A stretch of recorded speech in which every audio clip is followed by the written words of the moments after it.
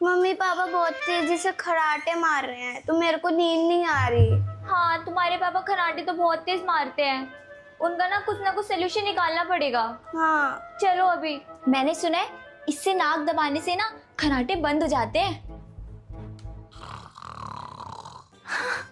ये तो अभी भी नहीं रुक रहे। मम्मी मेरे पास एक और आइडिया है। क्या? सॉक्स सुंघाने से भी खराटे बंद हो जाते हैं। सच में? हाँ।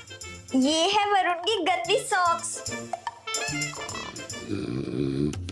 ये तो अभी भी नहीं रुक रहे।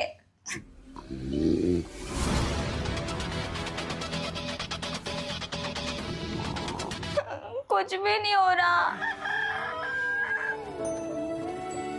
तुम दोनों अभी तक सो रही हो? नाश्ता नहीं बनाया अभी तक तुमने? मैं ऑफिस के लिए लेट हो रहा हूँ, जाके नाश्ता बनाओ मेरे लिए।